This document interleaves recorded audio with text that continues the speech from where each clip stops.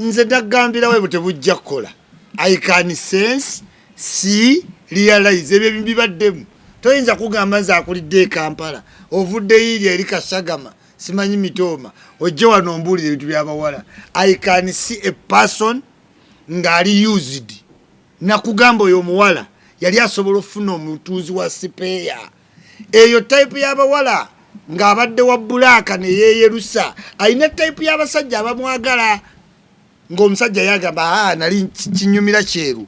Basipeeya, batunzi b'amataka, kirinamu ku ssente. Lwaki kyagenda ku radio presenter? Nagamba omukazi yali anoonya ability to challenge Joe Steady mu media. Kuba yali agenda kukozesa erinnya lya Joe Steady okuwalampa waggulu. What she feared nti abayimbi balina airplay mungi asobola okuyimbamu oluyimba, asobola okusoomooza buli kyo gy'akola gy'akola. So she needed a person in the media asobola omugaidinga. N'agenda afuna muddu awulira ati motivational speaker. Simanyi hello. Call Mr. Henry. How has been your interview? Ebyo byonna obadde otawaanira ki? Henry alinga mbiire. Yali atumotivatinga ku bugagga. Kumbe nga atumotivatinga kwewola weerabire. Okitegeera. Kakati amotivatinga ky'abaana. There is no way a 26-year-old popular young able bola bakuwulire gye myaka gya Henry omuwala akyayinza okwagala nga bw'oli because abatakwagala ko ssente abakwagala ko fame. You can get a younger girl, build life together. Naye goyingire mu bulamu bwa wano ate ng'omukazi wa muyimbi kati ne Joe Steady ejjukira bale tatudde at least to sabotage the marriage naye nga talina muntu ali popular. Waki Henry yafuna obuzibu obwo? Henry yatandika oyingira mu ntalo ezitamukwatako. Olutalo lw'abaana omukazi ng'ayomba eby'abaana simenti oweerera abaana. Abakazi bonna mubamanyi bw'oyomba naye ku paaka ekisooka nti towera ng'emboozi ekyuse. Nemba muyomba ku ttaka, nemba muyombera lumbe nti towera. Simanyi tontuusanga ku ntikko. Simanyi oyina nnaswi. Ng'abasajja bonna bagamba olutalo luweddemu amaki amaanyi. This is women's weapon.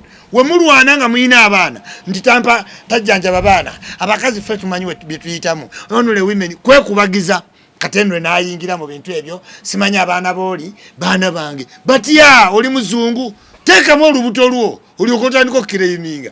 Hamuza abadde wano nga wanuzire mutawaanya omutegeera n'agenda mu afazaali ddulo kati ayagala gumalamu 2-0 gugwe tayagala awe goolo byamutama awe goolo byebiki wano mu Africa toweepatinga nga we are not Europeans. Nze Isma sirina baana simanyi gye baadoptinga baana naye nemiyo ulya mbu omwana mu adoptinga nze lave yange teriiwo wabuli wonnyiza nga mbaye kano kennajja mu ddwaliro okitegeera. So in Africa we have to believe kike tuli.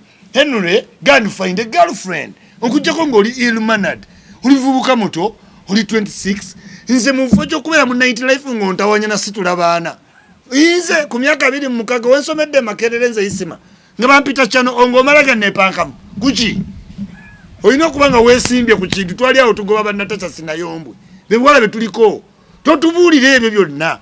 A younger person however ng'oyagala okukula otya develop life n'omuwala omuto.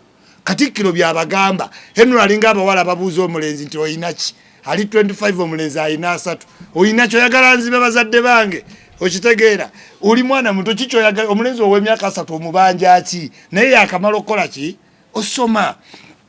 Naye ne Henry yali realizing nti ba DJ just like ba blogger we twateekawo nti today nsi ya moving they are not only artists but celebrity ba YouTuber batandika obbeera kati ne wajjawo competition nga jjolabe y'abayimbi ne ba MCs kati ne ba radio presenter bakitegeera nti you can become a celebrity nga olaba lake okitegeera ba Flavia Tiji tumusiime ba Farida Nakazibwe kati nenule najjira mweye vako n'agamba kati nja kyesibako bakoze pate z'okuyimba amusituddeyo simanyi Prima buuza ku bantu ngani festival ya mucere yali ya mucere Galaxy Party yalema okulinda omucere festival abantu bazze ku Galaxy nti simanyi mubuuze ku Prima bamubuuzaako ngani muwandiisi wa nyimba producer kati awadi za Galaxy najjanga musomba alinga omukere gwa bidiko namukuba ku mukolo.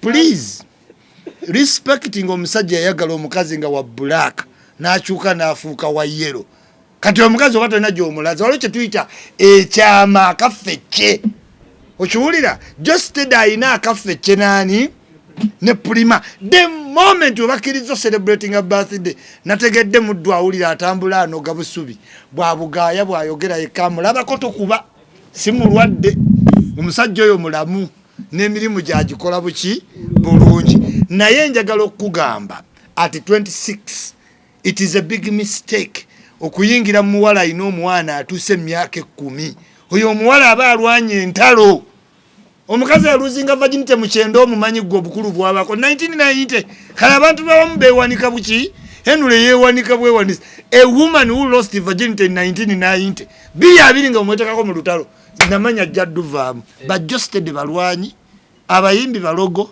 ojja kugenda owulira ne ku galaxy bamugobako nga zeeye Kashagama